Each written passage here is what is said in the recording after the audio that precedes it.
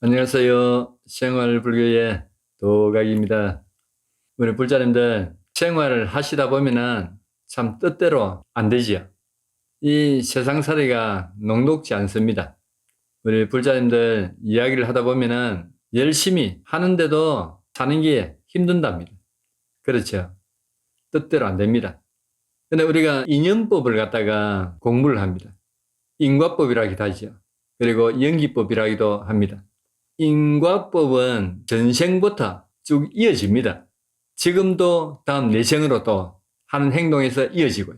근데 선인 선가요, 악인 악과라는 말이 있습니다. 내가 이 생에서는 남에게 해롭게도 안 하고 또 많이 베풀고 참 선한 행동을 많이 하는데도 뭔가가 일이 안 풀리고 이 사는 게 힘듭니다. 근데 그것을 감아 보면은 내가 뿌리놓은 게 있어요. 전생이든 내가 또 모르게 아주 안 좋은 업을 많이 지났기 때문에 그 과보를 받는 거죠. 요즘 보면은 진상 손님들이 많다고 한 번씩 이래 매스컴이 나옵니다. 그분들은 이 인과법을 알면은 남을 괴롭게 괴롭히질 못하죠. 우리는 분명히 내가 어떤 행동을 하느냐에 따라서 그 과보를 갖다가 받게 돼 있습니다. 원인이 있으면은 반드시 결과가 있죠. 내가 어떤 행동을 했느냐에 따라서 결과가 나옵니다. 그래서 오늘은 이 인과법에 대해서 알아볼까 합니다. 인과법을 알면은 우리가 세상 사는데 함부로 나쁜 행동이나 말을 못 합니다. 사람과 사람의 그 인과법은 엄청 많죠. 이야기할 게 많습니다. 그런데 인과법, 인연법은 동물하고도 관련이 다 있습니다. 연기법이죠. 나는 사람이고 너희는 짐승이기 때문에 마음대로 해도 된다 해가지고 이 학대도 하고 또 동물이 병이 들고 하면은 밖에 갖다 버려버립니다. 목숨도 해치고 그러면 이 업은 반드시 받습니다. 요즘은 한 가정에 건 개나 고양이나 반려동물을 키우지요. 근데 반려동물들이 건강할 때는 아주 잘 해줍니다. 맛있는 것도 사주고 온갖 장난감, 옷도 입혀가지고 안 춥도록 만들어주고 어디 다닐 때 안고 다니기도 하고 참 잘하는데 어떤 때는 반려동물이 병이 들거나 어렵게 되면은 갖다 버리고 또 목숨을 해치는 일을 하는 사람도 있는 것 같아요. 인과법을 알면은 반려동물을 함부로 하시면 안 되죠. 오늘은 인과법에 대해서 동물하고 관련된 이야기를 해볼까 합니다. 아주 옛날에 재선 스님이란 스님이 있었어요. 이 스님은 진주에서 서울로 올라가서 하숙을 하면서 대학을 다녔습니다. 하숙집에서 대학을 다니는데 그 하숙집에 검은 강아지가 한 마리 있었어요. 이 강아지 이름이 금둥이였습니다. 이 금둥이는 사람을 참 잘 따르고 강아지가 성격도 좋고 아주 영리한 강아지였답니다. 재선 스님이 학생 때 또 이 금둥이와 굉장히 친했대요. 밖에 산책 갈 때는 꼭 금둥이를 데리고 다니고 어디 가게 갈 때도 데리고 가고 책방에 갈 때도 데리고 다니고 밖에 나가서는 꼭 금둥이 먹을 걸 사가지고 금둥이를 주고 그러다 보니까 금둥이도 이 학생을 좋아했고 이 학생도 금둥이를 갖다가 참 아끼고 사랑했답니다. 그리고는 2년이란 세월이 흐르면서 재선스님은 대학을 졸업하고 고향 진주로 내려왔지요. 그러고는 취직 준비를 한다고 이력저력 한데 취직이 잘 안 됐어요. 그런데 재선스님은 독자였답니다. 그래서 부모님은 굉장히 손자, 손녀를 기다렸지요. 대를 이을 손주들을 보고 싶은데 장가를 안 가고 있으니까 얼마나 답답했겠습니까? 그러니까 강제로 결혼을 시켰습니다. 결혼을 시키고 때가 되니 아들을 보게 되죠. 재선스님은 아들을 무척 기우했습니다. 한동안은 아들인데 빠져가지고 어쩔 줄 몰랐어요. 그리고 도를 지났는데 그때부터 공부를 가르치기 시작했습니다. 영리하고 잘생겨서 공부를 많이 가르치가지고 큰 제목으로 만들려고 마음을 먹고 애를 어릴 때부터 교육을 시키죠. 그리고는 초등학교 들어갔습니다. 초등학교 입학을 하고 며칠 지나지 않아서 저녁에 애가 하더만은 쓰러졌습니다. 쓰러진데 영영 깨어나질 못했습니다. 애기 아빠는 슬픔에 아들 시체를 안고 몇 날 며칠을 울었습니다. 그리고는 병이 들 정도로 건 정신이 빠져가 생활했죠. 이것을 본 어머님이 혹시 아들이 잘못될까 싶어가지고 일정한 돈을 손에 쥐어주면서 여행이라도 좀 하고 오라고 밖으로 내보냅니다. 그러자 애기 아빠는 서울로 올라가죠. 하숙집도 생각이 나고 또 친구들도 서울에 있고 해서 서울로 올라갔습니다. 올라가서 이럭저럭 해도 도무지 마음이 잡히질 않았습니다. 오직 아들 생각뿐이었지요. 밥도 먹는 동 마는 동 발길 닿는 대로 걸어 다녔습니다. 그리고는 어느 날 속리산으로 들어갑니다. 한참을 들어갔는데 어느 스님을 만나게 되죠. 토굴에서 기도 수행을 하는 스님이 감자밭에서 감자를 캐고 있습니다. 애기 아빠는 그 감자 캐는 스님에게로 갔지요. 감자를 캐는 걸 거들어주면서 이런 이야기 저런 이야기를 하게 되었습니다. 그리고는 밤이 깊어서 토굴에서 하룻밤 묵게 되죠. 이런 이야기 저런 이야기 하다가 자고 며칠이 지났습니다. 계속 감자 캐는 일을 갖다가 거들어주면서 조금씩 마음이 열리기 시작했습니다. 그리고 어느 날 저녁에 저녁 공양을 마치고 애기 아빠가 스님에게 질문을 합니다. 그동안에 애가 죽은 그런 이야기까지도 하게 되죠. 스님, 우리 아들이 왜 죽었을까요? 그 이유를 갖다가 꼭 알고 싶은데 알 수가 없습니다. 제가 그 이유를 갖다가 모르면은 이 세상 살아가는데 아무 희망이 없는 것입니다. 어떻게 하면 좋을까요? 그러자 스님이 대답을 합니다. 그거야 쉽지. 7일 동안 잠 안 자고 기도를 해보게나. 그러면은 알 수 있을 거야. 정말입니까? 기도해보게. 7일 동안 잠 안 자고 기도를 해가지고 그 이유를 모르면은 내 목을 자르게. 아니 부처님 목도 잘라버리게. 좋습니다. 그날부터 기도가 시작됩니다. 관세음보살, 관세음보살, 관세음보살. 아들이 죽고 나서는 몇 날 며칠 동안 잠이 오지도 않고 뜬 눈으로도 세웠는데 기도를 시작하고 나서부터는 이놈의 잠이 폭포수처럼 쏟아지기 시작했습니다. 그때마다 스님은 용납하지 않았지요. 언제 나타났는지 주장자로 머리를 탁탁 치면서 말짝 흔들하고 있구나. 그럴 것 같으면은 기도 때려치우게나 호통을 칩니다. 기도 성취를 하고 싶거든 다시 시작하게나. 며칠 동안 기도를 하다가 졸고 혼나고 또 졸고 혼나고 계속 반복적이었습니다. 그렇게 혼나기를 거듭한 그는 기도보다 우선 잠 안 자는 연습부터 해야 되겠다 마음을 먹고 그날부터 깡통을 치기 시작했습니다. 빈 깡통을 나무에 매달아서 짝대기로 깡통을 두드렸습니다.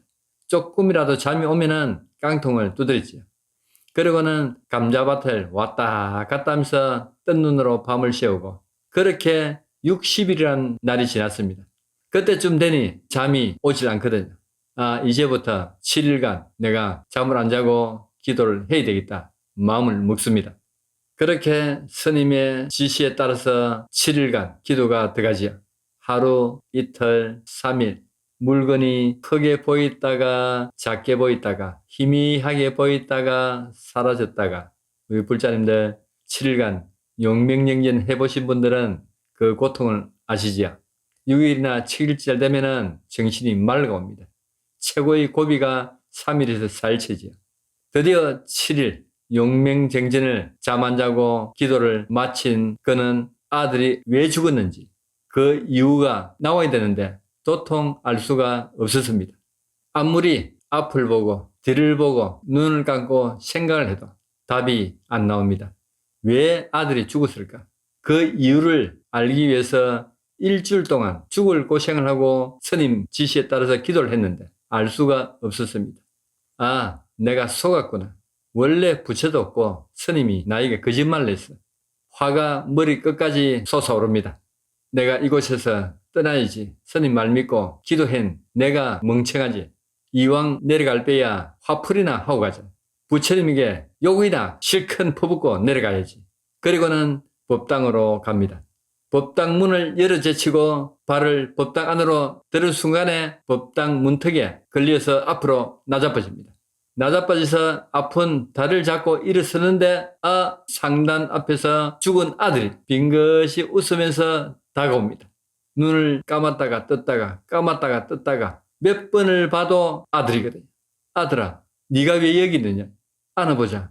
내 니 한번 안아보자. 한 발 앞으로 가면은 아들이 히히 웃으면서 한 발 뒤로 물러납니다. 두 발 앞으로 가면은 두 발이 물러납니다. 그러자 이 아빠는 화가 납니다. 저놈이 왜 나를 갖다가 이렇게 괴롭힐까? 그만 괴롭혔으면 됐지. 아직도 안 끝났단 말인가? 하면서 화가 납니다. 이놈이 한번 안아보자도 웃기만 웃고 뒤로 물러나니 하면서 발록과 아들 엉덩이를 걷어찹니다. 순간 애가 뒤로 휙 돌아보는데 그 옛날 생각이 주마등처럼 머리를 스치고 지나갑니다. 우리 불자인데 무슨 일이 있었겠습니까? 아빠가 서울에서 하숙생을 하면서 있는 그 집에 개가 있었는데 이름이 금둥이였습니다. 어느 날 금둥이가 이름 모를 병이 찾아와가지고 마르기 시작했습니다. 밥도 안 먹고 물도 안 먹고 눈에는 눈곱지가 끼면서 바삭바삭 말라갔습니다. 그리고 어느 날 주인이 이 학생을 부릅니다. 학생, 우리 금둥이가 도저히 안 될 것 같아. 집에서 죽으면은 안 좋으니 자네가 상자에 이어가 자전거를 타고 멀리 가서 좀 버리고 오게 합니다. 그러자 이 학생은 마음이 아팠지요. 도저히 버릴 수가 없어서 거부를 합니다. 그래도 주인이 완강하게 부탁을 하죠. 할 수 없이 이 학생이 종이 상자에다가 금둥이를 넣습니다. 멀리 자전거로 타고 갑니다. 그리고 산에 들어가서 금둥이가 담긴 상자를 나무 밑에 두고 돌았습니다. 돌아서려니까 금둥이가 낑낑거리죠. 말은 못하지만은 그 소리에 돌았습니다. 그리고는 금둥이에게 금둥아, 나도 마음이 아프다. 넌 어차피 죽을 거니 그냥 여기서 있다가 죽으라.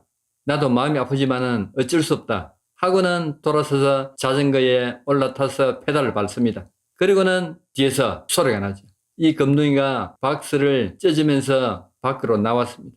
한 발 걷고 쓰러지고 한 발 걷고 쓰러지고 따라오기 위해서 안간힘을 쓰면서 자전거를 향해서 걸어왔습니다. 그것을 뒤로 돌아보고 나서는 힘껏 페달을 밟고 집으로 돌아왔지요. 그리고는 밤새 마음이 아팠습니다. 그날 이후로 학교를 다니고 여러 가지 일로 서서히 잊어갔습니다. 그런데 3개월이 지난 어느 날 이 금둥이가 집으로 찾아왔습니다. 학교를 마치고 집에 오니 금둥이가 현관문 앞에 누워 있었습니다. 몸은 마를 대로 말랐는데 눈은 살아있었죠. 눈에서는 광기가 흘렀습니다. 금둥이가 이 학생 보는 눈이 아주 독이 오른 눈으로 치닫았습니다. 아무도 금둥이를 갖다가 만지지도 못하고 가까이 오는 것을 금둥이는 허락하지 않았습니다. 모두가 금둥이를 갖다가 손대는 걸 싫어했습니다. 그리고 딱 3일 후에 금둥이가 사라지죠. 그런 일이 내리를 스치면서 순간적으로 다 떠올랐습니다. 아, 내가 그때 아파가지고 신음을 하는 그 금둥이를 죽으라고 갖다 버린 그 과부를 내가 봤구나. 그 금둥이가 우리 아들로 태어나서 내 마음을 이렇게 찢어놓는구나 알게 되죠. 그리고는 애기 아빠는 해인사 백년암으로 출가를 하게 됩니다.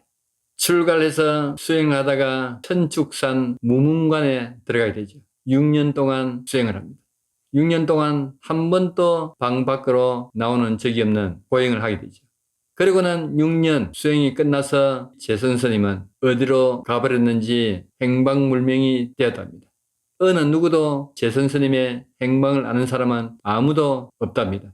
제선스님의 인연에 얽힌 이야기처럼 어떤 일은 그냥 일어나는 것이 없습니다. 모든 것은 다 원인이 있으면 결과가 있게 되죠. 불교를 공부하는 우리 불자님들은 인과에 대한 확실한 믿음을 가지셔야 됩니다. 인과를 믿고 또 악연을 갖다가 행하지 말고 좋은 인연을 맺고 사시다 보면은 어느 날 삶에 활기찬 세상이 될 거라 생각을 해봅니다. 우리 불자 여러분, 동물이든 사람이든 인과법을 알게 되면은 함부로 해서는 안 되겠지요. 오늘은 동물과의 관계도 인연법에 의해서 결과가 분명히 온다는 것을 이야기를 해봤습니다. 다음에 또 인연법에 대해서 이야기를 해보기로 하고 오늘 여기서 마치기로 하겠습니다. 불자님들 모두 건강하십시오.